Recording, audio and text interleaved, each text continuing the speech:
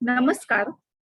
Nashik education society व पेठे विद्यालयाच्या शतक महोत्सवी व्याख्यानमाला उपक्रमांतर्गत आपल्या सर्वांचे हार्दिक स्वागत. व्याख्यानमालेतील 37वे पुष्प गुंफण्यासाठी आपल्याला लाभलेले आजचे व्याख्याते पेठे विद्यालयाचे नामवंत माजी विद्यार्थी माननीय श्रीयुत श्रीनिवास श्रीकृष्ण पत्की यांचे नाशिक एज्युकेशन सोसायटी व पेठे विद्यालयातर्फे सहर्ष स्वागत. आपल्या संस्थेचे अध्यक्ष, उपाध्यक्ष, संस्थेचे कार्यवाह, पेठे विद्यालयाचे शालेय समिती अध्यक्ष, संस्थेच्या शिक्षक मंडळ व कार्यकारी मंडळाचे सर्व पदाधिकारी व सर्व सदस्य, शाळेचे मुख्याध्यापक, संस्थेचे सहकार्यवाह तथा शिक्षक प्रतिनिधी, ऑनलाईन माध्यमातून उपस्थित सर्व संस्था व शाळेचे आजी माजी पदाधिकारी, मुख्याध्यापक, शिक्षक व विद्यार्थी तसेच सर्व हितचिंतक, आपणा सर्वांचे सहर्ष स्वागत. आज आपल्याला लाभलेले मार्गदर्शक माननीय Shriyut Srinivas Patki sir boiler proficiency या विषयात मेकॅनिकल इंजिनियर आहेत. तसेच त्यांनी पेट्रोलियम मिनिस्ट्री परीक्षेत सर्टिफाईड एनर्जी मॅनेजर ही पदवी प्राप्त केली आहे. सरांनी 1988 ला सिएट कंपनीमध्ये नोकरीची सुरुवात केली. 34 वर्षाच्या प्रदीर्घ सेवेमध्ये त्यांनी विविध विभागांच्या जबाबदाऱ्या पूर्ण करून ते कंपनीचे जनरल मॅनेजर झाले. सरांची 2018 ते 2021 या कालावधीत त्यांची श्रीलंकेत बदली झाली. सर गेली 3 वर्ष श्रीलंकेत नोकरीच्या निमित्ताने वास्तव्यास होते. त्यांनी तेथील जीवनशैलीचा व सामाजिक परिस्थितीचा जवळून अनुभव घेतला आहे. त्याचीच रंजक माहिती आज आपण या ठिकाणी ऐकणार आहोत. सर सध्या नाशिक येथील सिएट कंपनीमध्ये व्हाईस प्रेसिडेंट म्हणून उच्च पद भूषवित आहेत. सरांची पत्नी ICWA असून मुलगा कॅलिफोर्नियात तर मुलगी मुंबई येथे उच्च पदावर कार्यरत आहेत. आजचे प्रमुख अतिथी माननीय श्रीयुत पत्की सर आपणाशी श्रीलंकेतील सामाजिक, सांस्कृतिक, पर्यटन या विषयावर संवाद साधणार आहेत. माननीय श्री पत्की सर यांना विनंती, त्यांनी आपल्या व्याख्यानाला प्रारंभ करावा.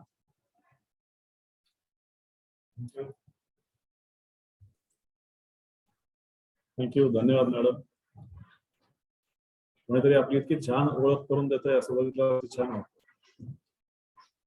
मला आज शतक महोत्सवी व्याख्यानमालेच्या निमित्ताने पेठे हायस्कूलच्या प्रांगणामध्ये येताना इतका आनंद झाला काय सांगू तुम्हाला. आणि आल्या सगळ्यात पहिल्यांदा भेटले आमचे वाड सर. मला परत शाळेत आल्याच्या आनंदाबरोबरच आज एक ऍडिशनल बोनस मिळाला, तो म्हणजे आल्या त्यांचे आशीर्वाद मिळाले. मी 78 सालपर्यंत पेठे हायस्कूल रविवारकरांच्या या शाळेमध्ये होतो आणि नंतर मी सीडीओ मेरी, जी पेठे हायस्कूलची नवीनच ब्रँच त्या काळामध्ये निर्माण झाली, ते ट्रान्सफर झालो, शिफ्ट झालो आणि मी त्या शाळेचा पहिल्या बॅचचा विद्यार्थी. अत्यंत अभिमानाने सांगण्याची गोष्ट, proud student of the CDO Mary high school. आणि अतिशय सुंदर शाळा, इथले शिक्षक, तिथले शिक्षक, अत्यंत जिव्हाळ्याचं आणि घरगुती वातावरण. आज हयात नसलेले सगळे जुने शिक्षक आठवत आहेत, त्यांचे आशीर्वाद आहेतच. माननीय पुरा वैद्य सर, वरखिंडेकर सर, किती लोकांची नावं घेऊ. पण काही लोकांनी खरोखर आपल्या जीवनामध्ये एक बदल घडवून आणलेला असतो, त्यातली ही नाव. आणि आज भेटल्यानंतर, वाड सरांना भेटल्यानंतर इतका आनंद आला. या वयातही ते ऍक्टिव्ह आहेत आणि त्यांची तब्येत सांभाळून आहेत, हे बघून खरोखर जिंकल्याचं म्हणतो तसा आनंद झाला. सो पेठे हायस्कूल बरोबर असलेलं लिंकेज इतकं आहे की आज 40 वर्षानंतर सुद्धा आम्ही पहिल्या बॅचचे सगळे विद्यार्थी एकमेकाशी कनेक्टेड आहोत. तसेच जुन्या वर्गामध्ये 7वी पर्यंतचे जे आम्ही एकत्र विद्यार्थी होतो सगळे, ते आम्ही सगळे व्हॉट्सअप ग्रुपच्या माध्यमातून एकमेकांना भेटण्याच्या निमित्ताने असे सगळे कनेक्टेड आहोत. सो हा धागा कधी न तुटणार आहे. हा बहुतेक पेठे हायस्कूलचा धागा किंवा सीडीओ मेरी हायस्कूलचा धागा हा शेवटच्या श्वासापर्यंत साथ देईल आणि जोपर्यंत या लोकांचे आशीर्वाद आहेत तोपर्यंत आयुष्य पण खूप छान राहील. सो मी श्रीलंकेमध्ये गेलो ते माझ्या कंपनीच्या कारणाने. सीएट टायर्स मध्ये मी काम करतो. आमचे इथे प्लांट्स आहेत. मी इथे जसं मॅडमनी ओळख करून देताना सांगितलं की मी इथे जनरल मॅनेजर होतो आणि नंतर 3 वर्षासाठी मी श्रीलंकेमध्ये होतो. सो श्रीलंकेमध्ये पण आमचे 4 प्लांट आहेत आणि तिथला मी मॅन्युफॅक्चरिंग हेड म्हणून 3 वर्ष कालावधी काढला. आणि कुटुंबासह तिथे राहताना काही अनुभव आले, काही नवीन शिकायला मिळालं, नवीन माणसं भेटली, नवीन भाषा, नवीन खाण्याचे पदार्थ आणि बघण्यासाठी अनेक गोष्टी. तो यातनं काही श्रीलंका शिकता आला आणि तो अनुभव खरोखर शेअर करण्यासारखा असतो. तो अनुभव कोणातरी सांगण्यासारखा असतो की नवीन ठिकाण बघितलं, नवीन देश बघितलं आणि तो आनंद जेव्हा द्विगुणित होतो तेव्हा तुम्ही परत काहीतरी शिकून आपल्या घरच्या शहरामध्ये, आपल्या देशामध्ये परत येतात आणि परत होम ग्राउंड वरती काम करायला लागतं. तेव्हा तुम्हाला कळतं की तुम्ही किती शिकलात. त्यामुळे हे शेअर करणं हे एक्सपिरियन्स शेअरिंग आहे, हे चांगल्या गोष्टी सांगणं आहे. आणि ह्याचबरोबर त्यातनं जे शिकायला मिळालं, जे बघायला मिळालं ते इतरांना सांगितल्यावरती डेफिनेटली जर काही कोणाला श्रीलंका बघावं असं वाटलं तर त्याच्यासारखी आनंदाची गोष्ट आहे. सो थोडक्यात श्रीलंका सांगायचा प्रयत्न करेल. हा सगळा एक्सपिरियन्सचा भाग आहे. त्याच्यामुळे चूक भूल देणे घेणे हे काही वाचून गुगलवरनं काढलेली माहिती नाही. मी तिथे राहिलोय पण मी तिथे काम करत होतो. त्यामुळे मी तिथे श्रीलंका पर्यटनासाठी गेलो नव्हतो. पण तरी 3 वर्षामध्ये जितकं बघता येईल तेवढं मी डेफिनेटली देश बघितलं. श्रीलंका हा भारताच्या दक्षिणेला असलेला एक छोटासा बेट आयलँड म्हणतात त्याला, बेट सदृश देश अगदी लहान, भारताच्या अतिशय जवळ आणि नितांत सुंदर देश. हा देश सगळ्या समुद्रांनी वेढलेला, बेटच आहे त्यामुळे सगळ्या समुद्रांनी वेढलेला आहे. पण तरी याचं वैशिष्ट्य असं की एका बाजूला हिंदी महासागर आहे, हिंद महासागर आहे, एका बाजूला बंगालचा उपसागर आहे, एका बाजूला मन्नारचा आखात आहे. काही लोक त्याला पाल्पची समुद्रधुनी असं सुद्धा ओळखतात. आणि एका बाजूला अरबी समुद्र. म्हणजे एक छोटंसं बेट किती वेगवेगळ्या पाण्यांच्या सान्निध्यामध्ये आहे ही या देशाची कमाल आहे. या देशाचा नैसर्गिक एक्झिस्टन्स जो आहे तो इतका विविधतेने नटलेला आहे. अगदी लहान आहे, आपल्या साधारणतः केरळच्या आकाराचा असावा. केरळच्या आकाराचा म्हणजे टेक्निकल भाषेमध्ये जर कोणी विचारलं तेव्हा याचे एरिया किती आहे तर श्रीलंकेचा संबंध देशाचा एरिया हा 65,610 स्क्वेअर किलोमीटर आहे. आता आपण कसं कम्पेअर करायचं, लहान आहे मोठा आहे. तर जस्ट कम्पॅरिझन साठी म्हणून सांगतो की महाराष्ट्राचा एरिया 3,07,700 स्क्वेअर किलोमीटर, म्हणजे श्रीलंका 65,000 स्क्वेअर किलोमीटर आणि महाराष्ट्र 3 लाख, म्हणजे जवळपास 4.5 ते 5 पट महाराष्ट्रच मोठा आहे. त्यामुळे तरी देश वेगळा असला, आपल्या जवळ असला तरी देश लहान आहे, देश बेट आहे आणि त्याच्यामुळे तिथे खूप प्रचंड प्रमाणामध्ये विविधता आहे. जर नकाशामध्ये बघाल तर श्रीलंकेचा आकार तुम्हाला एखाद्या पाण्याच्या थेंबासारखा दिसतो. असा थेंब पडल्यावरती जसा दिसेल अंडाकृती तसा दिसतो.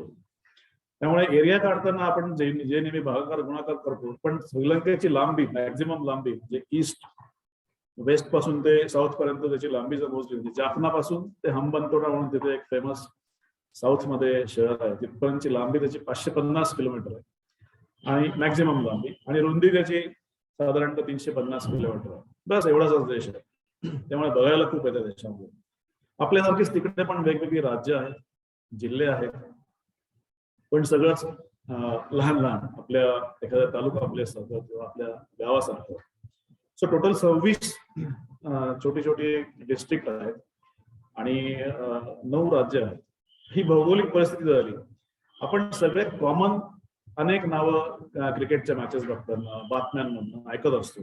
सो नेहमी ऐकणारी आणि फेमस जी गावं आहेत ती कोलंबो राजधानी, कॅन्डी, गॉल, अनुराधापुरा, रत्नपुरा, मन्नार, जाफना, त्रिंकोमाली, पट्टिकलवा, हंबंतोटा असे डिस्ट्रिक्ट्स आहेत. आणि ह्या सगळ्या डिस्ट्रिक्टचा मिळून श्रीलंका बनतो आणि ह्या श्रीलंकेची राजधानी आहे कोलंबो.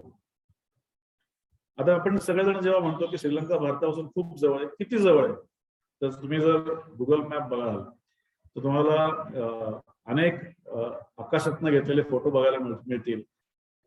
शॉर्टेस्ट डिस्टन्स, सगळ्यात कमी डिस्टन्स भारतातलं आणि श्रीलंकेतलं आहे 31 किलोमीटरचा. आणि त्याला जोडणारा जो मार्ग आहे तो आपल्या सगळ्यांचा लाडका, त्याला आपण राम सेतू म्हणतो. ते साऊथ इंडियामधलं धनुषकोडी नावाचं गाव आहे, तिथपासून ते श्रीलंकेतलं थलाई मन्नार म्हणून एक गाव आहे, तिथपर्यंत हे अंतर सगळ्यात कमी भारत आणि श्रीलंकेमधलं अंतर आहे. आणि हे जे अंतर आहे ज्याला राम सेतू म्हणतात, खरोखर आजही जेव्हा जे आपण फोटो विमानातनं काढलेले, कुठल्याही प्रवाशांनी काढलेले किंवा कुठल्या उपग्रहातनं आलेले फोटो बघितले तर तिथे तुम्हाला एक कनेक्शन दिसतं. असंख्य छोटी छोटी बेटं दिसतात. समुद्र अतिशय उथळ आहे तिथे त्या भागामध्ये आणि त्या भागामध्ये अजिबात कुठल्याही प्रकारचं माल वाहतूक करता येत नाही किंवा मोठी जहाजं त्या भागातनं जाऊ येऊ शकत नाही. आणि थोडा जर विचार केला तर असं दिसतं, असं वाटतं की इथे असंख्य वर्षापूर्वी भगवान रामचंद्रांनी पूल बांधला असावा. कारण त्याचे काही पुरावे, मी पुरावे नाही म्हणणार, त्याच्या काही खुणा, कारण ह्या पौराणिक गोष्टी आहेत. 10,000 वर्षापूर्वी रामायण घडलं, 12,000 वर्षापूर्वी रामायण घडलं, पण काहीतरी त्याचं एक लिंकेज असं दिसतं की तिथे माणूस जाऊ शकेल थोडेसे प्रयत्न केले तर. आता ग्रीन हाऊस गॅसेसच्या इफेक्टमुळे किंवा वेगवेगळ्या कारणांमुळे जे टेम्परेचर वाढतंय पृथ्वीचं, त्याच्यामुळे समुद्राची लेवल वाढते. त्यामुळे काही ठिकाणी चालत जायचं जे समुद्रामधलं अंतर आहे ते काही ठिकाणी एक माणूस बुडेल इतका तर खोल झालाय, कारण समुद्राची लेवलच वाढली. त्यामुळे एखादा माणूस म्हणू शकेल की हे काय रामसेतू असू शकत नाही, हे काय बांधलेला वाटत नाही. पण 12,000 10,000 वर्षापूर्वी अशी जर जादू झाली असेल तर खरोखर नमस्कार केला पाहिजे. सो कोलंबो ही राजधानी, पण ही कोलंबो आत्ताची राजधानी श्रीलंकेची. आणि त्याच्या अगोदर श्रीलंकेमध्ये अनेक वेळा राजधानी बदलण्यात आली. पण रिसेंट पास्ट मध्ये जर आपण बघितलं तर जेव्हा बुद्धिझम श्रीलंकेमध्ये आला त्या कालावधीमध्ये साधारणतः 1,500-2 हजार वर्षापूर्वी त्यांची काही कालावधीसाठी अनुराधापुरा नावाचं एक शहर आहे, ती राजधानी होती. नंतर तिथली स्थितांतर, राजकीय स्थितांतर झाली आणि कॅन्डी तिथली राजधानी झाली. सो असे राजधान्या बदलत बदलत तिथे अनेक राजधान्या बदलून झाल्या आणि आजची राजधानी मात्र ती कोलंबो आहे. श्रीलंका स्वतंत्र झाला ब्रिटिशांच्या राज्यापासून, त्यांच्या रूल पासून 4 फेब्रुवारी 1948 मध्ये. आता तुम्ही साधारणतः जर बघाल तर भारत स्वतंत्र झाला 15 ऑगस्ट 47 ला, श्रीलंका स्वतंत्र झाला 4 फेब्रुवारी 48. स्वच्छ कारण एकदम क्लिअर दिसतं की ज्या कारणासाठी ते श्रीलंकेमध्ये इंग्रज राज्य करत होते ते कारण होतं तिथले मसाले, तिथलं नॅचरल रबर, तिथलं अतिशय स्वस्त मिळणारं लेबर म्हणजे कामगार, आणि त्या काळातली ती गुलामगिरी. सो हे त्यांना नंतर भारत स्वतंत्र झाल्यानंतर परवडत नसं झालं. त्यामुळे श्रीलंका स्वतंत्र केलं त्यांनी. श्रीलंकेमध्ये जसं भारताचा स्वतंत्र लढा आपण इतिहासामध्ये शिकलो किंवा 150 वर्ष स्वतंत्र लढा चालला आणि 150 वर्षांनी आपल्याला स्वातंत्र्य मिळालं. पण श्रीलंकेमध्ये असा काही इतिहास स्वातंत्र्य लढ्याचा नाही.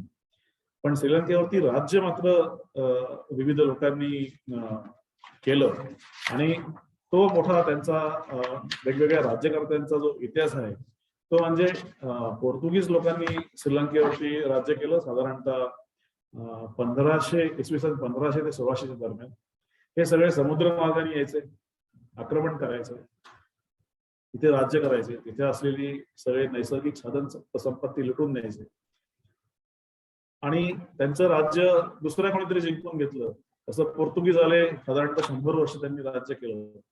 त्याच्यानंतर आले डच, त्यांनी पोर्तुगीजांना हरवलं, त्यांनी लोकल श्रीलंकन्सना पण हरवलं आणि त्यांनी राज्य केलं साधारणतः इसवी सन 1620 ते इसवी सन 1660च्या कालावधीमध्ये. त्यामुळे इथे 100 वर्षाची पोर्तुगीज संस्कृती पण दिसते, त्या काळातली बांधकामं दिसतात, त्या काळातली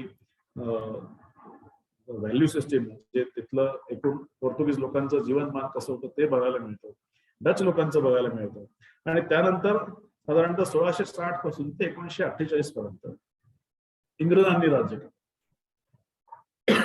सो इंग्रज त्यांची आर्किटेक्चर्स, त्यांची बांधकामं, त्यांची चर्चेस आणि त्यांचं कल्चर हेही बघायला मिळतं. त्यामुळे लोकल श्रीलंकन माणूस हा असा चहूबाजूंनी वेगवेगळे किल्ले असलेला, वेगवेगळ्या संस्कृतीमध्ये वाढणारा आणि सेंट्रलचं श्रीलंकन, बेटाच्या समुद्राच्या बाजूने असलेले सगळे लोक मिश्र कल्चर मधनं आलेले, म्हणजे लोकल श्रीलंकन प्लस पोर्तुगीज किंवा डच किंवा लोकल श्रीलंकन प्लस इंग्लिश असा संकर होऊन आलेले. आणि सेंट्रलचे म्हणजे कॅन्डीच्या एरियामध्ये असलेले लोक हे मात्र एकदम प्युअर, त्यांच्या कोणाबरोबर कल्चरली बरोबर मेळ झाला नाही. आणि त्यामुळे तिथे वांशिक जरी कुठल्याही प्रकारची युद्ध नसली तरी थोडीशी अशी विसंगती ओरिजिनल श्रीलंकन्स आणि मिक्स श्रीलंकन अशी दिसते. काही आडनावांवरनं आपल्याला क्लिअर कट कळतं की हे पोर्तुगीज होते किंवा हे डच होते. परेरा, डिसिल्वा ही आडनावं त्या संस्कृतीची डेफिनेटली आठवण करून देतात. या सगळ्या याच्यामध्ये टोटल देश इतका लहान आहे की त्यांचं पॉप्युलेशन आहे 2,20,00,000. 2,20,00,000 इंटरनॅशनल स्टँडर्ड प्रमाणे ते म्हणतात 20 मिलियन. हा आपला साधारणतः मुंबई, ठाणे आणि नवी मुंबई असं सगळ्यांचा मिळून एकत्रित जर बेरीज केली तर तेवढीच लोकसंख्या येईल. पण ही लोकसंख्या थोडीशी पसरलेली, समुद्राजवळ, काही सेंट्रल श्रीलंकेमध्ये अशी असल्यामुळे डेन्सिटी मुंबई किंवा नवीन मुंबई किंवा ठाण्यासारखी नाही आहे, थोडीशी पसरलेली डेन्सिटी आहे. त्यामुळे लोकसंख्या कमी असण्याचे जे फायदे आहेत ते डेफिनेटली श्रीलंकेमध्ये बघायला मिळतात. सो 2,20,00,000 लोकांमध्ये प्रामुख्याने जो श्रीलंकन माणूस आहे तो 70% बुद्धिस्ट धर्म पाळणारा आहे. सो श्रीलंका ही बुद्धिस्ट कंट्री आहे. 70 लोक भगवान बुद्धांना मानतात, त्यांची पूजा करतात. 10% लोक मुस्लिम आहेत आणि 12% लोक तमिळ आहेत. आपण सगळ्यांनी गेल्या असंख्य वर्षांमध्ये त्यांच्या तमिळ लोकांच्या सिव्हिल वॉरच्या बातम्या बघितल्या, युद्ध बघितलं. आपल्याही सरकारने तिकडे श्रीलंकन मदतीला त्या काळामध्ये इंडियन पीस कीपिंग फोर्स पाठवला होता. आणि त्यानंतर श्रीलंकेमधलं सिव्हिल वॉर, नागरी युद्ध संपलं 2006 साली.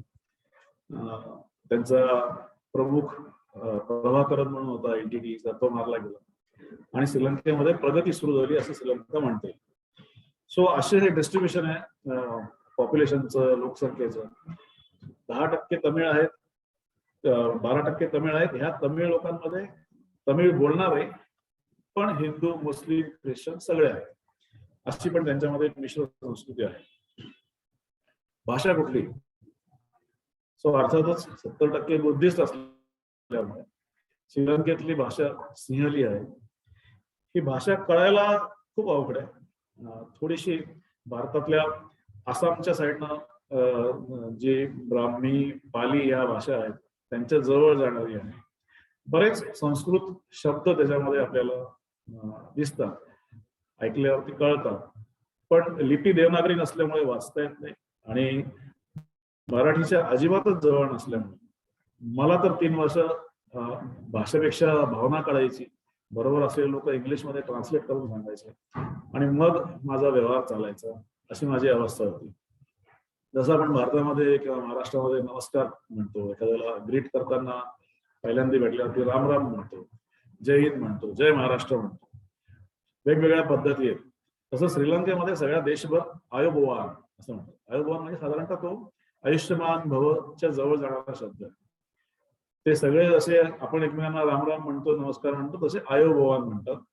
त्यांच्या विमानामध्ये श्रीलंकन एअरलाइन्स मध्ये चढल्या त्या हवाई सुंदर्या सगळ्या मोराच्या पिसांच्या रंगाच्या युनिफॉर्म मध्ये साड्या असतात, त्या नेसून तुमच्या समोर छान आयोबोवान म्हणतात आणि तुम्हाला त्या वेलकम करतात. सो खूप भारतीयांच्या जवळ असणारी ही संस्कृती आहे. आणि साऊथ इंडियाच्या जवळ किंवा केरळच्या जवळ असल्यामुळे खाण्यापिण्याचे पदार्थ पण बरेचसे मॅच होणारे आहेत. पण आपण थोडीशी ना इतिहासामध्ये जाऊन त्याची माहिती समजून घ्यायचा प्रयत्न करूया. साधारणतः 2400 ते 2600 वर्षांपूर्वी, म्हणजे 2500 वर्षांपूर्वीचा काळ. त्या काळामध्ये सम्राट अशोकाचा मुलगा महेंद्र आणि त्याची मुलगी संघमित्रा आणि काही बुद्धाचे शिष्य, त्यांना बुद्ध भिक्खू असं आपण मराठीमध्ये म्हणतो, मॉंक्स. सो हे भारतातनं श्रीलंकेमध्ये मिहिंतले नावाचं एक गाव आहे, त्या डोंगरावरती ते अतिंद्रिय शक्तींनी पोचले असा एक तिथे लोक सांगतात. तो डोंगर, ती जागा जवळजवळ 1.5-2 तास प्रवास करून चढून जाऊन त्यांची पावलं तिथे बघायला मिळतात की 6 लोक इथे आले, दगडामध्ये कोरलेली पावलं. आणि तिथून श्रीलंकेमध्ये बुद्धिस्ट राज्य सुरू झालं असं म्हणतात. बुद्ध धर्म श्रीलंकेमध्ये आला. सो हे 6 लोक आल्यानंतर त्यांनी धर्माचा प्रसार सुरू केला, देशामध्ये फिरले. तिथले पहिल्यांदा काही राजे त्यांचा स्वतःचा त्या काळातला असलेला धर्म सोडून किंवा हिंदू धर्म सोडून बुद्धिस्ट झाले. आणि मग नंतर धीरे धीरे सगळी श्रीलंका मेजरली बुद्धिस्ट झाली. आपण सगळे इतके प्रेमाने श्रीलंका श्रीलंका म्हणतो, पण श्रीलंकेच्या देशाची जसं राजधानी बदलल्या तशी नावं पण बदलली. आपल्याला ऐकायला कधी कधी बघितल्यावरती खूप आश्चर्य किंवा गंमत वाटेल. तांबपणी नाव होतं श्रीलंकेचं खूप वर्ष, 2.5-3 वर्ष. याचा काही संदर्भ लागत नाही, पण आम्रद्वीप असं पण नाव होतं. श्रीलंकेमध्ये तयार होणारा एक आंबा आहे, साधारणतः त्याच्या आकाराचा तो देश आहे, म्हणून ते लोक आम्रद्वीप असं त्या काळात नाव होतं. त्यानंतर काहीशे वर्षानंतर त्याचं नाव सिंहलद्वीप असं झालं. सिंहलद्वीप म्हणजे अगदी क्लिअर कट सिंहाचा तिथे उल्लेख आहे. त्यांच्या राष्ट्रीय ध्वजावरती पण हातात तलवार घेतलेला एक सुंदर सिंह, हसरा सिंह असतो. सो ते सिंहलद्वीप झालं. नंतर सिंहल किंवा सिंहला झालं. सिंहलाचा थोडाफार ब्रिटिश किंवा डच लोकांनी अपभ्रंश करून सिलोन केलं. रेडिओ सिलोन आपण सगळ्यांना खूप वर्ष बिना मला किंवा रेडिओ सिलोन वरती हिंदी गाणी ऐकत होतो. सो हे सिलोन झालं. तो आजही तिथे काही जुन्या सिलोनच्या गोष्टी दिसतात. बँक ऑफ सिलोन आहे, सिलोन टी आहे, सिलोन रेडिओ आहे. यांनी अजूनही सिलोन हेच नाव ठेवलेलं आहे, कंटिन्यू केलेलं आहे. तर त्यांना त्याचा ब्रँड म्हणून ते वापरतात. सिलोन नंतर लंका झालं, लंकेचं श्रीलंका झालं. आणि ऍक्च्युअल खरं नाव तुम्हाला खूप आश्चर्य वाटेल, हे नुसतं श्रीलंका नाही आहे, तर ते पूर्ण नाव आहे democratic socialist Republic of Sri Lanka. तर एवढं मोठं नाव आहे त्या देशाचं, पण आपण सगळे त्याला श्रीलंका म्हणून ओळखतो. गेल्या काही महिन्यांपासून आपण सगळे रोजच्याच जवळपास बातम्यांमध्ये एकतरी लाईन श्रीलंकेची असते, तिथल्या महागाईची असते. तो त्या विषयावरती मी सगळ्यात शेवटी येईल. आत्ताच्या घडीला तिथे गोताबाया राजपक्षे म्हणून प्रेसिडेंट आहेत. इथली एकूण राजकीय परिस्थिती, रुलिंग जे असतं ते प्रेसिडेन्शियल रुलिंग असतं, म्हणजे सामान्य माणूस मतदान करून राष्ट्रपतींना निवडून देतो. आणि राष्ट्रपतींच्या निवडणुकीनंतर असं अमेरिकन पद्धत आहे की प्रेसिडेंट रूल्स, पंतप्रधानांचं तिथे नाव जास्त मोठं नसतं. भारतामध्ये पंतप्रधानांचं नाव मोठं असतं. सो वेगवेगळ्या कार्यपद्धती आहेत. सो प्रेसिडेन्शियल रूल म्हणतात त्या गोष्टीला. सो गोताबाया राजपक्षे हे तिथले आता राष्ट्रपती आहेत. 74% वोट्सनी ते निवडून आलेले आहेत. यांची माहिती सांगण्याचं कारण असं की जे सिव्हिल वॉर झालं, ज्या कालावधीमध्ये प्रभाकरन हा मारला गेला, त्या काळामध्ये लष्कराचे ते प्रमुख होते. त्यामुळे लष्करी शिस्तीचे आणि श्रीलंकेला LTTच्या कचाट्यातून सोडवणारे असं म्हणून त्यांच्याकडे बघितलं जाते. त्यांचा सख्खा मोठा भाऊ महिंदा राजपक्षे आजच्या घडीला तिथले पंतप्रधान. आणि आणखीन 2-3 राजपक्ष आहेत, ते वेगवेगळ्या मिनिस्ट्रीमध्ये काम करतात, ते मिनिस्टर आहेत तिथले. सो बेसिकली तुम्ही बघाल तर हे फॅमिली ड्रिव्हन कौटुंबिक राजकीय सत्ता असल्याचं चित्र दिसतं. श्रीलंकेचे पहिली पंतप्रधान यांनी ज्यांचं नाव आपण सगळ्यांनी ऐकलंय, त्यांनी हिस्ट्री क्रिएट केली. त्या स्त्री पंतप्रधान होत्या, लेडी प्राईम मिनिस्टर होत्या. त्यांचं नाव सिरिमाओ बंदरनायके. आजचं श्रीलंकेतलं कोलंबो मधलं जे एअरपोर्ट आहे त्याला बंदरनायके त्यांच्या नावाने त्या एअरपोर्ट सुरू झालेलं आहे. आणि भारतीय सरकारने मदत करून ते एअरपोर्ट बांधलेलं आहे. पण त्यांची पहिली पंतप्रधान ही स्त्री होती. त्यांचं नाव सिरिमाओ बंदरनायके. राष्ट्रीय खेळ श्रीलंकेचा व्हॉलीबॉल आहे. सांगितलं तर आश्चर्य वाटेल, धक्काही बसेल. फार कमी लोक व्हॉलीबॉल खेळताना दिसतात, उत्तम खेळतात. पण आजच्या घडीला श्रीलंकेतला सगळ्यात आवडीचा खेळ अर्थातच क्रिकेट आहे. तसं आपल्याकडे IPL असतं, तसं त्यांच्याकडे पण त्यांच्या श्रीलंका IPLच्या सदृश क्रिकेटच्या मॅचेस भरवतात आणि सगळेजण जाम ऐश करतात. त्यांचा एक बँड असतो, त्याला पापारा बँड म्हणतात. आणि मोठ्या मोठ्या गाणी लावून आणि अर्थातच दारू बरोबर त्या क्रिकेटचा ते आस्वाद घेतात. दुर्दैवाचा भाग डेफिनेटली इथे नमूद करावा असा वाटतो की श्रीलंका ही जगातली सगळ्यात जास्त दारू कंझ्युम करणारी, अल्कोहोल कंझ्युम करणारी कंट्री आहे. प्रत्येक गोष्टीत तिकडे दारू लागते, जन्मापासून ते मृत्यूपर्यंत. सो वाईट गोष्टीकडून चांगल्या गोष्टीकडे येऊयात. शेती आणि व्यवसाय तिथले काय आहेत ते बघूया नको. सो श्रीलंकाचा कोणी विचार केला तर बेट असल्यामुळे अर्थातच नारळ खूप प्रचंड प्रमाणामध्ये नारळाची तिथे शेती आहे. श्रीलंकेतला नारळ हा खूप गोड पाण्याचा आणि अतिशय सुरेख आणि बाकी कुठे मिळत नाही असा नारळ आहे. त्याला किंग कोकोनट असंच म्हणतात. पिवळ्या रंगाचा नारळ असतो आणि 4 चमचे साखर घातलंय, इतकं गोड पाणी असतं. चहा होतो श्रीलंकेमध्ये. श्रीलंका जवळपास चहाच्या निर्यातीमध्ये जगामध्ये 2 नंबरला होता काही दिवसांपर्यंत. मी आजच्या राजकीय स्थितीवरती जेव्हा बोलेन तेव्हा डेफिनेटली सांगेन की चहाच्या बाबतीत त्यांची काय अवस्था झाली. जगाच्या रिक्वायरमेंटच्या, जगाच्या आवश्यकतेच्या 85% दालचिनी सिनेमा श्रीलंकेमध्ये होते. ती दालचिनीची झाडं, त्यांची लागवड, दालचिनी तयार करणं, हे बघणं हा एक मोठा एक्सपिरियन्स असतो. दालचिनी जी आपण आपल्या मसाले भातामध्ये किंवा बिर्याणीमध्ये वापरतो ती एका झाडाची साल असते आणि ती झाडाची साल काढून ती वाळवून ती सावलीमध्ये वाळवावी लागते आणि ती वाळवून ती पॅक करून पाठवायची. जो माणूस जगातली 85% दालचिनी पुरवतो, एक्सपोर्ट करतो, हा देश, स्वतः शेतकरी मात्र तिथला दालचिनीचा जो निर्माता आहे तो मात्र अत्यंत गरीब, अत्यंत टोकाचा गरीब, म्हणजे रोजचा भात आणि राईस आणि करी मिळेल एवढा गरीब आहे. हा दुर्दैवाचा भाग आहे. सगळ्या प्रकारचे मसाले त्यांच्याकडे होतात. श्रीलंकेची काळी मिरी खूप फेमस आहे आणि अर्थातच बाकीचे लवंग, वेलदोडा आणि आपण भारतीय मसाले जे वापरतो. जाफना साइड मध्ये मिरची होते, प्रचंड तिखट जाळ मिरची, आणि ते तिखट खातात पण. रेड चिली पेस्ट हा जेवणातला एक भाजी इतका क्वांटिटी खायचा प्रकार असतो, इतकी ती मिरची आवडीने खातात आणि मिरची ती जगभर निर्यात पण करतात. या व्यतिरिक्त अर्थातच श्रीलंका बेट असल्यामुळे प्रचंड प्रमाणामध्ये मासे तिकडे ते त्याचा बिझनेस करतात, मत्स्य शेती करतात आणि ते एक्सपोर्टही करतात. यानंतर कॉमन मार्केटमध्ये दिसणारी जी फळं आहेत, जवळपास 12 महिने आंबा मिळतो.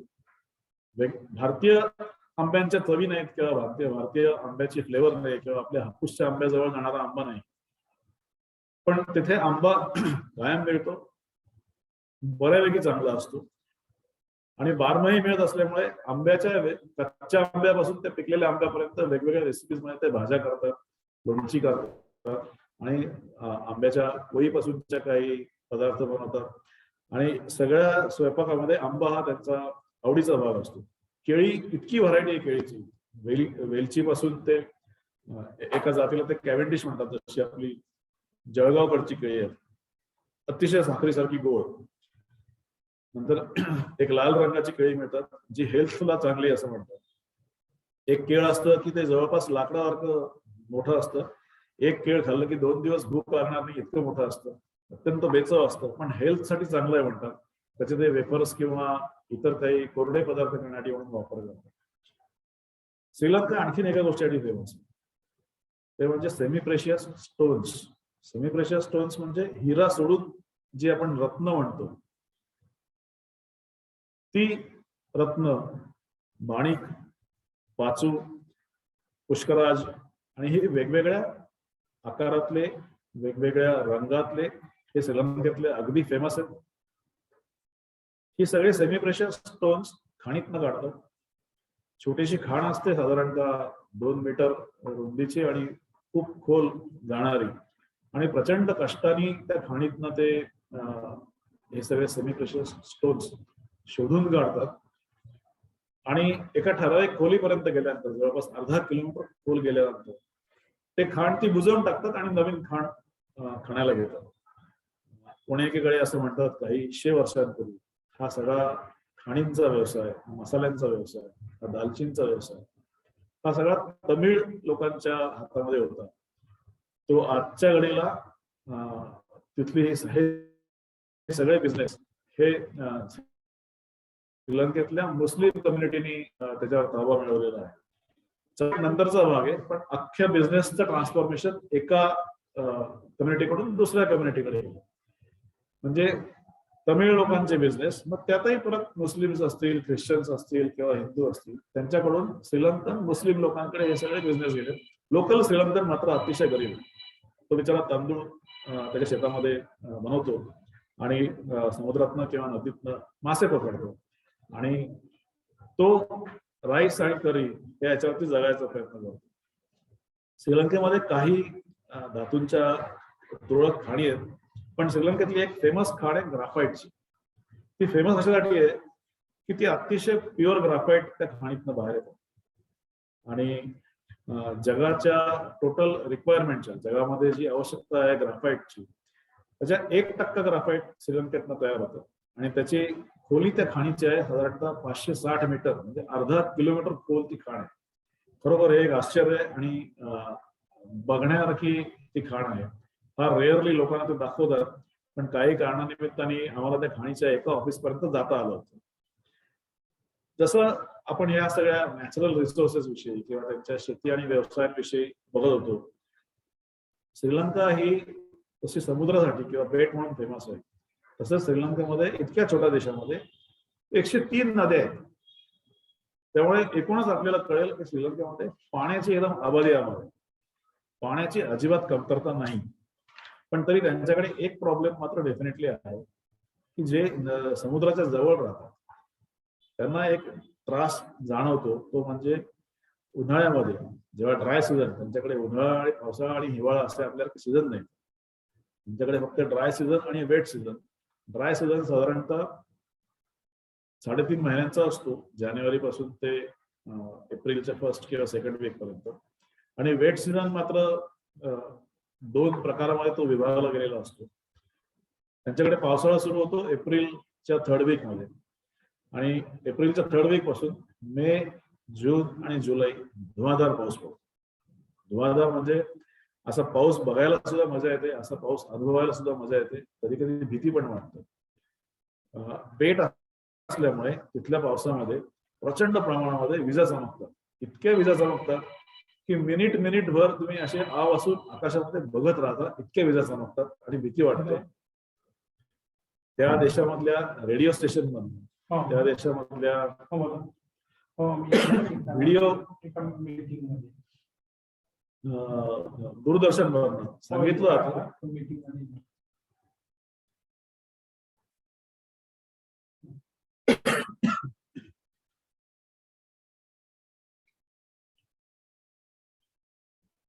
तो तिथनं असं सांगितलं जातं की आता पाऊस पडणार आहे आणि पावसाबरोबरच प्रचंड प्रमाणामध्ये विजा चमकणार आहेत, सो कृपया घराच्या बाहेर जाऊ नये, कारण त्याच्यामुळे ऍक्सिडेंट होऊन वीज पडून लोक गेलेत असं पण खूप वेळा बातम्यांमध्ये ऐकायला मिळतं. पण फेमस नद्या ज्या आहेत त्या मात्र अथांग आणि खूप मोठ्या आहेत. ज्या गावामध्ये मी राहत होतो ते राजधानीचं शहर कोलंबो, तिथे केलानिया रिव्हर, केलानिया नदी आहे. आमची फॅक्टरी एका जवळ 70 किलोमीटर अंतरावरती, तिथे कालुगंगा नावाची नदी आहे. एक मधु रिव्हर आहे जिथे खूप प्रचंड डेन्स जंगल आहे आणि ती जिथे समुद्राला मिळते तिथे अक्षरशः आपल्या ब्रह्मपुत्रेचं जसं वर्णन करतात की समुद्र एक नदी आहे कळत नाही इतकं प्रचंड पात्र आहे, अशी ती नदी आहे. सो उन्हाळ्यामध्ये यांना होणारा जो त्रास मी तुम्हाला सांगतो, तो त्रास हा की समुद्राचं पाणी नदीमध्ये घुसतं, उलट येतं. नदीची उन्हामुळे नदीची पात्राची खोली प्रवाह कमी झालेला असतो आणि त्यांना खारं पाणी उलट जातं आणि ते नुकसानकारक असतं शेतीला, ते नुकसानकारक असतं ह्युमन कन्झम्पशनला, रोजच्या पिण्याला किंवा वापरण्याला. हा त्रास त्यांच्यासाठी आहे. 103 नद्या असल्यामुळे त्यांच्याकडे धबधबे पण खूप प्रमाणात, जवळजवळ 100+ धबधबे आहेत आणि पर्यटकांसाठी हे धबधबे बघणं हे मोठं आनंदाचं कारण असतं, ठिकाण असतं आणि लोकही मोठ्या प्रमाणामध्ये काही जे फेमस धबधबे आहेत, एकाला रावणा फॉल्स म्हणतात की रावणाच्या प्रचंड मोठ्या केसांमधनं तो धबधबा पडतोय असं एक फिलिंग, उंचावरनं पाणी फेसाळतं खाली येताना. तसं आपल्याकडे दूधसागर आहे गोव्याला जाताना लागतो, असं छान रावणा फॉल्स आहे. एक लव्हर्स पीक म्हणून आहे की प्रचंड उंचीवरनं ते पाणी पडतं आणि त्याचं नाव लव्हर्स पीक का पडलं थोडासा गहन विषय. एक सुसाईड पॉइंट आहे, नावावरनं एकदम क्लिअर आहे की या धबधब्यावरती लोक ज्यांना मानसिक काही त्रास आहे ते जाऊन आत्महत्या करतात. आणि सगळ्यात मोठा जो धबधबा आहे तो 263 मीटर उंचीचा आहे आणि बंबरकांदा असं त्याचं नावं थोडी श्रीलंकेतली विचित्र आणि आपल्या नेहमीच्या न ऐकलेल्या ह्याच्यातली आहे. सो हा धबधबा 263 मीटर उंचीचा आहे. सगळ्यात मोठं अट्रॅक्शन श्रीलंकेमधलं भारतीय लोकांसाठी काय असेल किंवा जगभरातल्या लोकांसाठी काय असेल तर ते आहे श्रीलंकेतलं पर्यटन. श्रीलंकेमध्ये जे मेन इन्कमचे स्त्रोत आहेत, त्यांच्या देशाचा सगळा डॉलर्स मिळवण्याचा जो बेसिक हे आहे इन्कम सोर्स आहे तो आहे टुरिझम. सगळ्या जगभरातनं, विशेषतः युरोपातनं, रशियातनं ते लोक पर्यटक श्रीलंकेमध्ये येतात. त्याचं कारण अत्यंत सुंदर समुद्र आणि खूप कडक ऊन. जे युरोपातल्या लोकांना समुद्र किनारे आवडतात, त्यांना पोहायला आवडतं, त्यांना वॉटर स्पोर्ट्स खेळायला आवडतं, जे सगळं श्रीलंकेमध्ये अवेलेबल आहे, किंवा निवांत समुद्रकिनारी पडलेले आहेत आणि ते टॅनिंग करतायत, असे पण समुद्रकिनारे खूप आहेत. या व्यतिरिक्त नदीमध्ये जे फेमस असलेले गेम्स आहेत, रिव्हर राफ्टिंग किंवा नदी आणि समुद्र जिथे मिळतो त्या शांत पाण्यामध्ये वॉटर स्पोर्ट्स खूप प्रचंड प्रमाणामध्ये श्रीलंकेमध्ये अवेलेबल आहेत.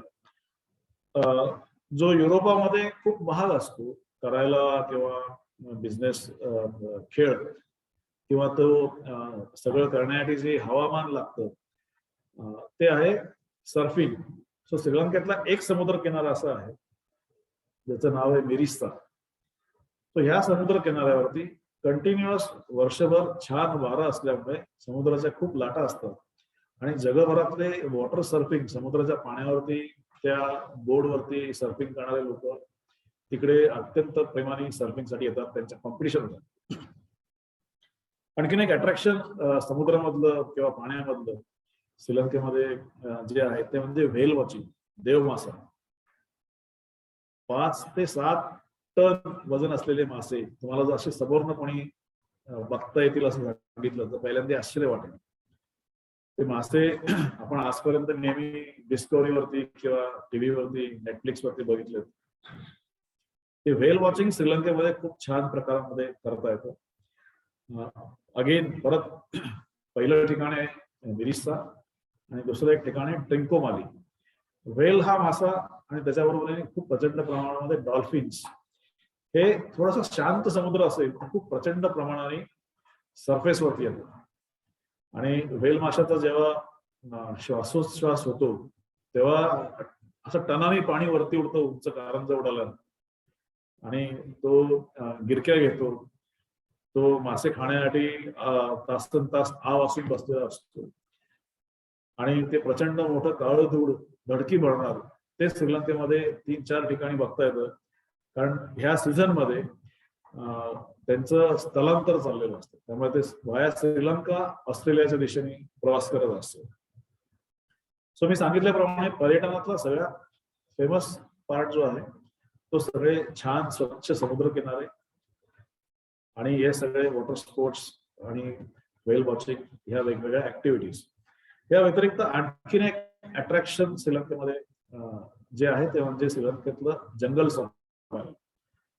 बेट असं आहे श्रीलंकेमध्ये पाऊस खूप पडतो, त्याच्यामुळे जंगल खूप छान त्यांनी प्रिझर्व केलेलं आहे.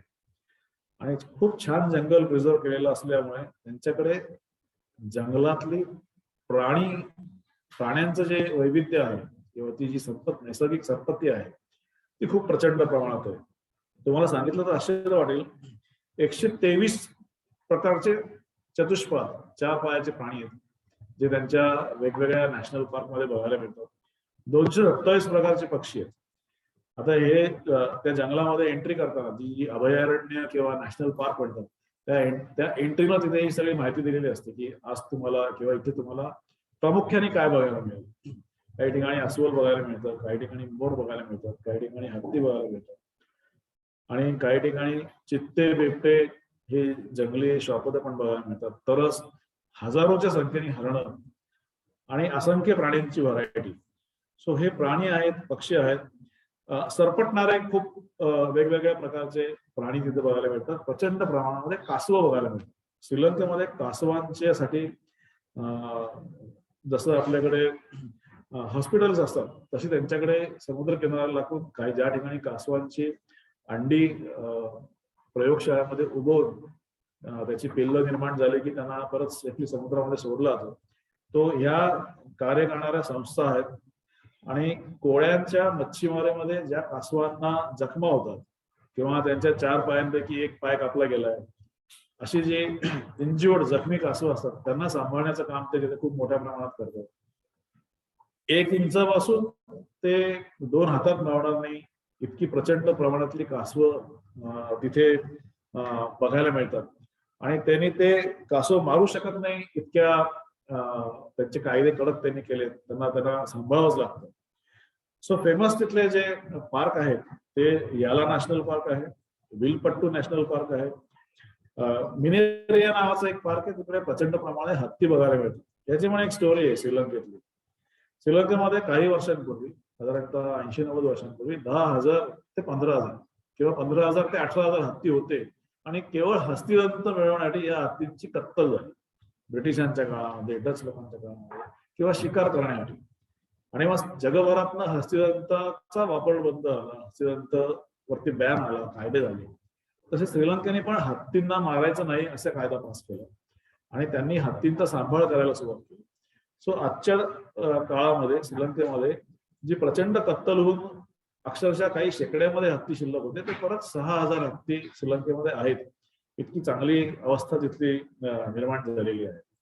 आणि त्या हत्तींच्या कत्तलीमध्ये जी लहान लहान पिल्लं हत्तींची होतात, हत्ती कळपाने राहतो आणि त्यांची एक सोशल सिस्टीम असते.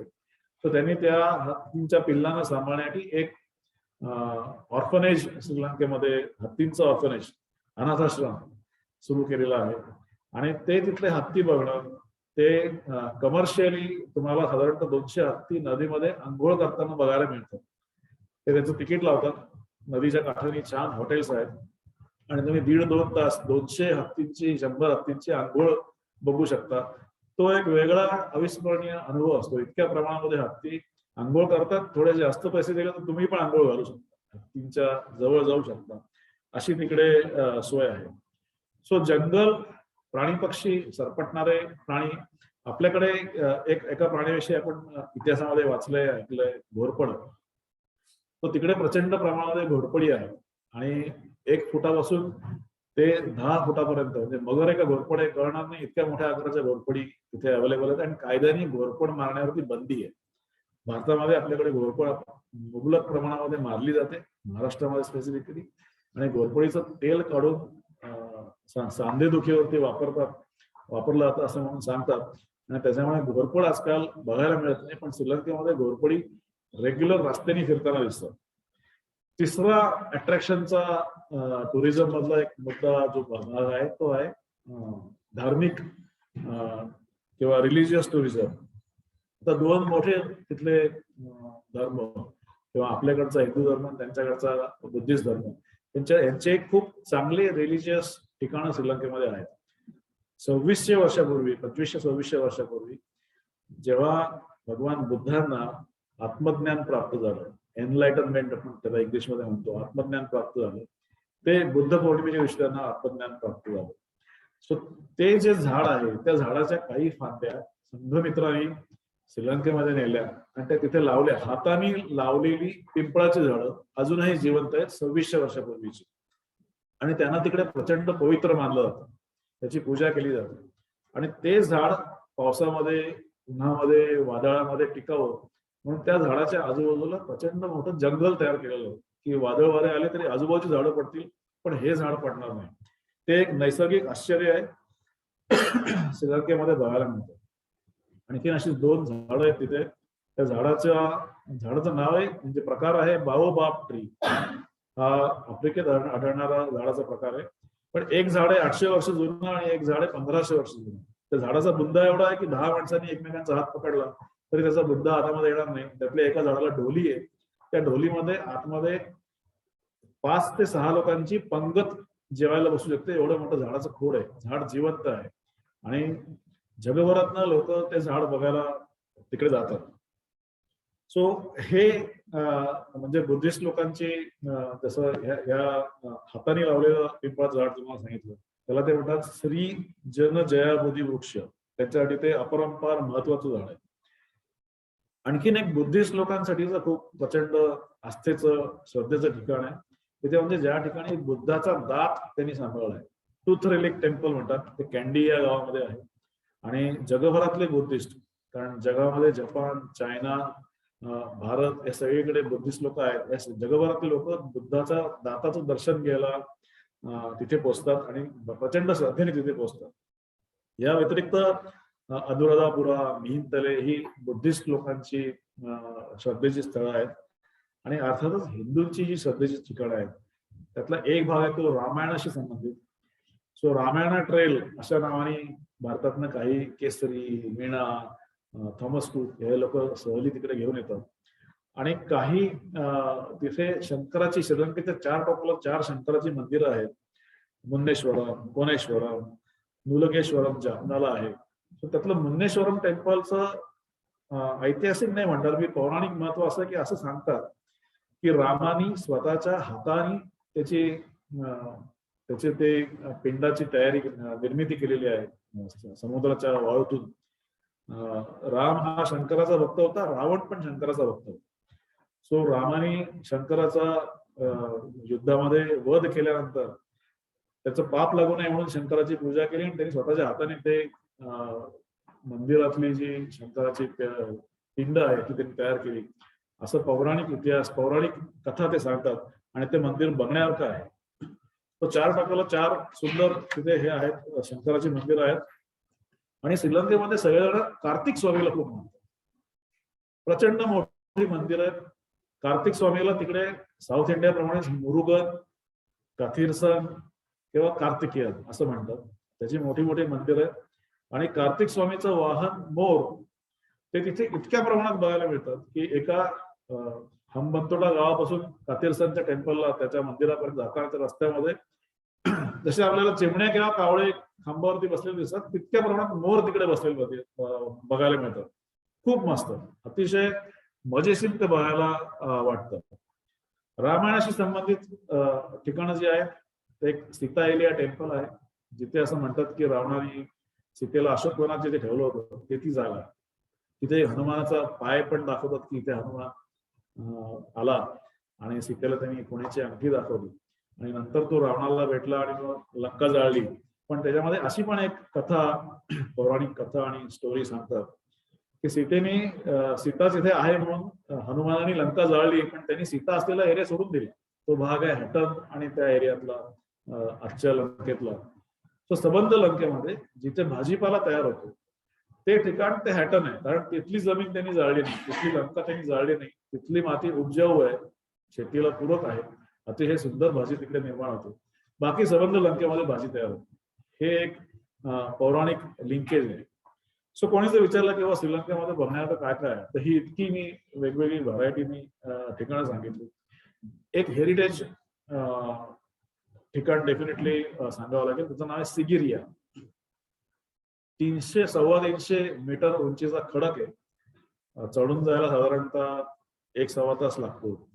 आणि त्या प्रचंड मोठ्या खडकावरती किल्ला होता 1000 वर्षांनी. तिथे काही बुद्धिस्ट पेंटिंग भिंतीवरती काढलेली आहेत, किंवा त्या काळामधल्या 1000 वर्षापूर्वीच्या कारागिरांनी तिथे एक जुना अंड्याचं पांढरा बलक आणि आणखीन काही तिथली लोकल अवेलेबल झाडांचे रस वगैरे घालून मिरर फिनिशची भिंत तयार केली आहे. म्हणजे अजूनही 1000 वर्षांनी त्या ह्याच्यामध्ये आपण थोडंसं जवळ घेऊन निरीक्षण केलं तर आपला चेहरा दिसू शकतो. अशी अद्भुत कलाकृती त्या सिगिरियामध्ये आहे आणि त्याला वर्ल्ड हेरिटेजचा मान मिळालेला आहे. खूप बुद्धिस्ट मंदिरं आहेत. क्रिकेटसाठी जसं श्रीलंका फेमस आहे, तसं आपण नेहमी स्टोऱ्या कॉमेंट्री ऐकताना तिथलं किंवा क्रिकेट बघताना टीव्हीवरती सुंदर स्टेडियम दिसतात, लहान लहान स्टेडियम्स आहेत. तसं बॉलचं स्टेडियम तिथल्या एका फोर्टला, किल्ल्याला लागून आहे, समुद्राच्या अगदी जवळ आहे. म्हणजे एखाद्याने जोरात सिक्सर मारली तर किल्ल्यामध्ये बॉल जाईल. पण ते इतकं सुंदर स्टेडियम आहे. प्रेमदासा स्टेडियम कोलंबो मधलं, जे आजकाल डे नाईट साठी म्हणून ते वापरतात आणि तिथल्या लोकल IPL सारख्या मॅचेस ते भरवतात. डंबुला नावाच्या गावामध्ये एक स्टेडियम आहे.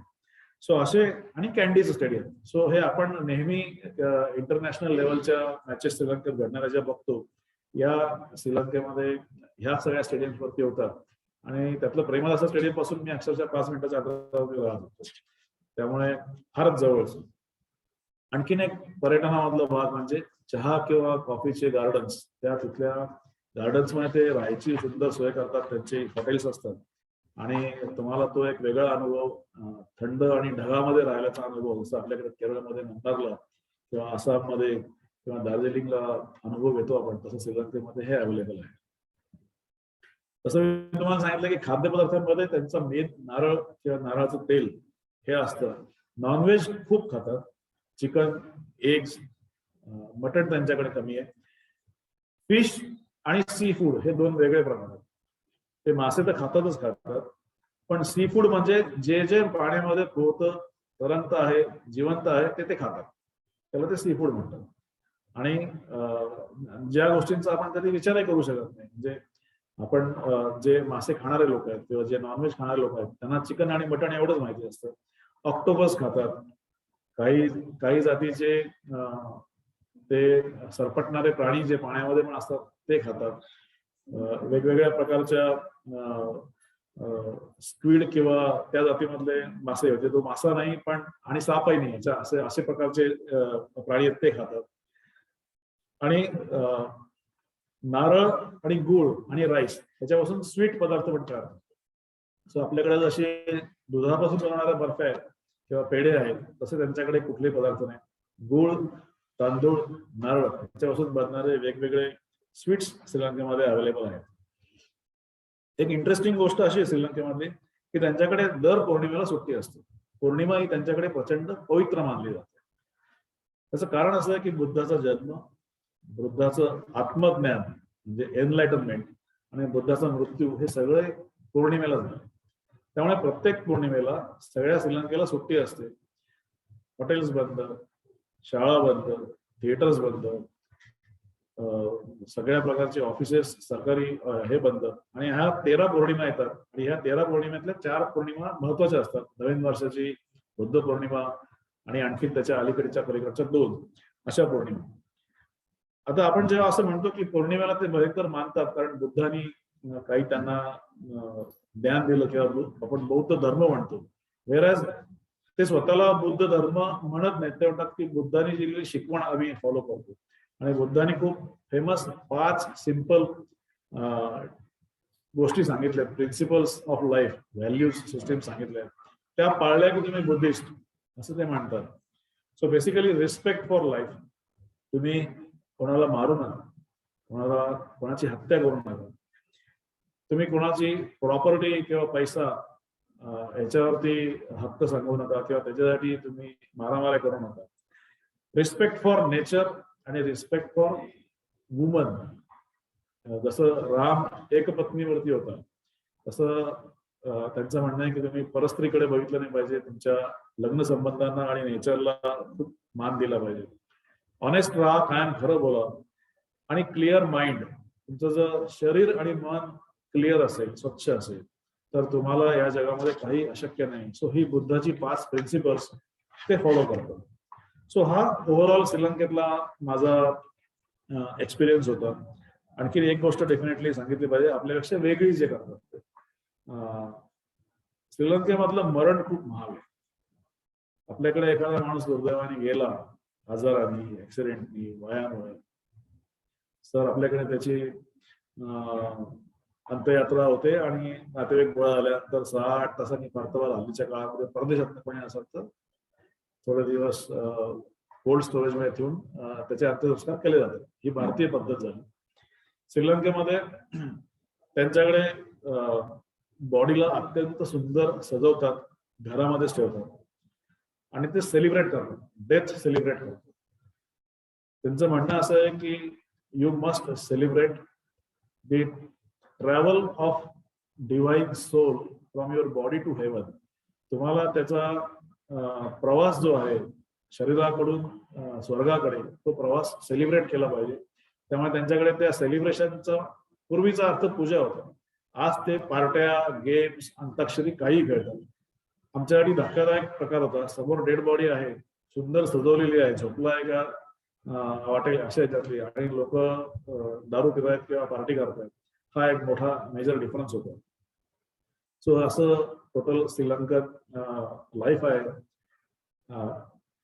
थांबताना 2 मिनिटांसाठी डेफिनेटली तिथली आजची परिस्थिती, कारण आपण आज रोज बातम्यांमध्ये श्रीलंकेतली महागाई, तिथे निर्माण झालेली आर्थिक अराजकता याविषयी बोललंच पाहिजे. काय चुकलं? आणि आपण व्हॉट्सअप युनिव्हर्सिटीमध्ये सगळ्यांना वाचतो आहोत. श्रीलंकेमध्ये आज भयंकर अवस्था आहे. कोरोनामुळे त्यांचं टुरिझम शून्य झालं. त्यांच्याकडे येणारे डॉलर्स थांबले म्हणजे अक्षरशः शून्य झालं. आणि त्यांच्याकडे बाकीच्या सगळ्या जीवनावश्यक गोष्टी इम्पोर्ट करतात. वाहनं असतील, अन्नपदार्थ असतील, औषधं असतील, कपडे असतील, मशिनरी असेल, स्वतःच त्यांचं काहीच नाही. त्याच्यामुळे हे सगळ्या गोष्टींना इम्पोर्ट करायला जो पैसा लागतो तो त्यांच्याकडे येणं थांबला, कारण टुरिझम संपला. कोरोनाने टुरिझम संपवला. 2 वर्ष तो बिझनेस संपला. एक आणखीन गोष्ट झाली की एका रात्रीत त्यांच्या राष्ट्रपतींनी निर्णय घेतला की उद्यापासून श्रीलंका सेंद्रिय शेती करेल. कुठल्याही प्रकारचं खत, केमिकल शेतीमध्ये वापरणार नाही. आणि त्याच्यामुळे त्यांच्या शेतीतनं येणारं उत्पन्न इतकं खाली गेलं की जो श्रीलंका चहाच्या निर्यातीमध्ये जगात 2 नंबरला होता तो 5 नंबरला गेला. त्यांचा यील्ड कमी झाला. जो श्रीलंका हा देश दालचिनी 85% सप्लाय करत होता तो 65% वरती आला. त्यामुळे परत शेतीतनं येणारं उत्पन्न कमी झाल्यामुळे त्यांचा इन्कम सोर्स कमी झाला. तिसरी एक मोठी चूक तिथल्या राजकीय लोकांनी जी केली, जे आजच्या घडीला तिथले एक्सपर्ट सांगतात की लोकांना आवडणारे निर्णय घेतले. ते निर्णय म्हणजे त्यांनी तिथला टॅक्स कमी केला, इन्कम टॅक्स कमी केला, व्हॅट कमी केला. त्याच्यामुळे इन्कम सोर्स कमी झाला. आणि हा इन्कम सोर्स कमी झाल्यामुळे सरकारकडे काही पैसाच नाही. त्यांचे पगार करायला पैसे नाहीत, किंवा इम्प्रुव्हमेंट करायला पैसे नाहीत, किंवा धान्य आणायला पैसा नाही, काहीच इम्पोर्ट करायला पैसा नाही. तो ह्या सगळ्या इश्यूमध्ये श्रीलंका आज आर्थिक आणीबाणीच्या ह्याच्यामध्ये आहे. त्यांच्याकडे अजिबात पैसे नाहीत. आजच्या घडीला श्रीलंकेतला भारतीय 1 रुपया म्हणजे श्रीलंकन 4 रुपये 27 पैसे आजचा रेट आहे एक्सचेंजचा. 1 रुपया भारतीय म्हणजे श्रीलंकन 4 रुपये 27 पैसे. इतकी भयंकर अवस्था आहे की पेट्रोल साधारणतः 400 रुपये लिटर आहे. साखर मिळत नाही, दूध नाही. या वर्षीच्या वार्षिक परीक्षा कॅन्सल झाल्या कारण त्यांना लिहायला पेपर नव्हता, तो इम्पोर्ट झाला नव्हता. सो आज त्यांची जी अवस्था आहे ती लवकरच ते सुधारायचा प्रयत्न करतील. तिथे काही चळवळी चालल्या आहेत आणि त्यानंतर श्रीलंका परत पूर्वपदावरती येत्या काही दिवसामध्ये आपण बघू. अशा शुभेच्छा मी त्यांना देऊ शकतो. आणि तिथली आर्थिक अराजकता संपेल आणि सुंदर श्रीलंका परत पर्यटकांना ओपन होईल असा विश्वास ठेवतो आणि इथे थांबतो. कोणाला काही प्रश्न असतील तर आपण डेफिनेटली विचारू शकता. धन्यवाद.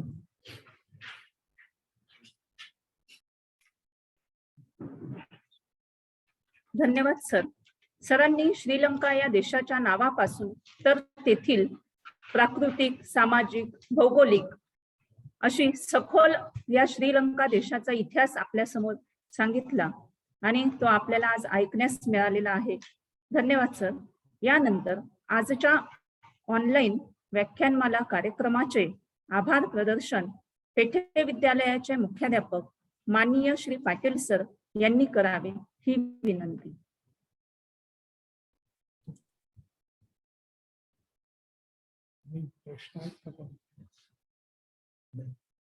नमस्कार. आजचं भाषण अतिशय मंत्रमुग्ध करणारं असं होतं. जणू काय आपण श्रीलंकेची सफारीच करत आहोत की काय, अशा प्रकारचं चित्र आपल्या समोर छान अशा भाषेमध्ये सरांनी आपल्याला सांगितलेलं आहे.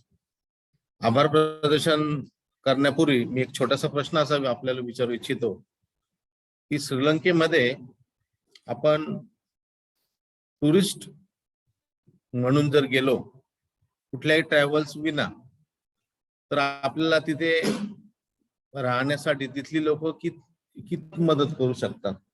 काही देशांमध्ये खूप लुटमार असते, फसवाफसवी खूप असते. अशा प्रकारचं वातावरण तिथे आहे का? आणि आपल्याकडे जसं कोकणामध्ये घरामध्ये हॉटेल्स वगैरे किंवा लॉजिंग सुरू असतं, अशा प्रकारची सोय तिथे आहे का? कृपया आपण मार्गदर्शन करावे. कैलास सरांनी खूप छान प्रश्न विचारला. श्रीलंकन लोकांना हे कळलंय की टुरिझम हा त्यांचा इन्कम सोर्स आहे. त्यामुळे तिथे जाणारा प्रत्येक प्रवासी हा अतिशय सुरक्षित, हा एक महत्वाचा मुद्दा. त्याची ते काळजी घेतात.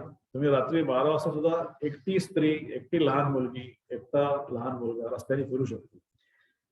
आणि दुसरी गोष्ट सगळ्यात महत्वाची, जसं मी तुम्हाला सांगितलं की 70% बुद्धिझमचा त्यांच्यावरती प्रभाव आहे, लोकसंख्या आहे. आणि बुद्धाच्या शिकवणीमध्ये एक महत्वाची शिकवण आहे, ती आहे प्रामाणिकपणा. तुम्ही रस्त्यावरती पाकिट टाकून द्या, तिथे हॉटेलमध्ये तुम्ही पाकिट विसरा, बॅग विसरा, तुम्हाला ती 100% मिळेल याची गॅरंटी. तुमचा टॅक्सीवाला, रिक्षावाला श्रीलंकेमध्ये तुम्हाला तुमची राहिलेली वस्तू 100% परत आणून देईल याची खात्री. ओळख पटवायची आणि वस्तू तुम्हाला मिळणार. सो टुरिझम हा श्रीलंकेमध्ये मेन बिझनेस आहे आणि त्याला ते खरोखर हृदयापासून सांभाळतात आणि अतिशय सेफ आहे. त्याच्यामुळे श्रीलंकेमध्ये मी तर म्हणेन आजच्या घडीला जर तुम्हाला शक्य असेल, कारण विजा खूप सहज मिळतो. विजा ऑन अरायव्हल हा जो प्रकार असतो, भारताचे जे राजकीय संबंध श्रीलंकेशी आहेत, तुम्ही श्रीलंकेत पोहोचल्यानंतर समोर काउंटरवरती तुम्हाला विजा मिळतो. बाकी खूप देशांमध्ये विजा मिळण्यासाठी खूप भयंकर प्रोसेस असते. तुमचा विजा श्रीलंकेमध्ये 6 महिन्यासाठी व्हॅलिड असतो. तुम्ही तिथे गेल्यानंतर लायसन्स काढून गाडी घेऊन फिरू शकता. इतक्या वेगवेगळ्या सोयी त्यांनी अवेलेबल करून दिलेल्या आहेत. त्यामुळे श्रीलंका हे टुरिझमसाठी, पर्यटनासाठी अत्यंत सेफ आहे. मी तर सगळ्यांना खास रिक्वेस्ट करेन की जेव्हा वेळ मिळेल तुम्ही केरळला जायच्या ऐवजी श्रीलंकेत जा आणि एक नवीन देश बघण्याचा आनंद घ्या.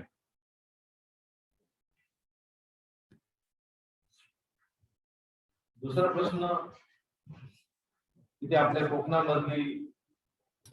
कोकणामध्ये ज्या पद्धतीने राहण्याच्या सुविधा घरोघरी उपलब्ध करून दिलेल्या असतात, अशा प्रकारच्या सोयी सुविधा तिथे आहेत का? हो, खूप स्वस्तामध्ये राहण्यापासून ते 5 स्टार 7 स्टार प्रॉपर्टीज पर्यंत व्हरायटी तिकडे आहे. श्रीलंकेमध्ये जसं मी तुम्हाला सांगितलं की कधी थंडी हा प्रकार नसतो. त्यामुळे समुद्र किनाऱ्यावरती तंबू लावून तुम्ही अत्यंत सुखामध्ये राहू शकता, आरामात राहू शकता. त्यामुळे स्वस्तात स्वस्त पासून ते महागात महागापर्यंत सगळ्या प्रॉपर्टीज तिथे अवेलेबल आहेत, ज्या नेटवरती मिळतात, Airbnb नावाच्या ऍपवरती मिळतात आणि आणखीनही बरेच काही साईट्स आहेत, जसं booking.com वगैरे फेमस आहेत. त्या सगळ्या साईट्सवरती बुकिंग तुम्ही करू शकता आणि प्रामाणिकपणाने ते करतात.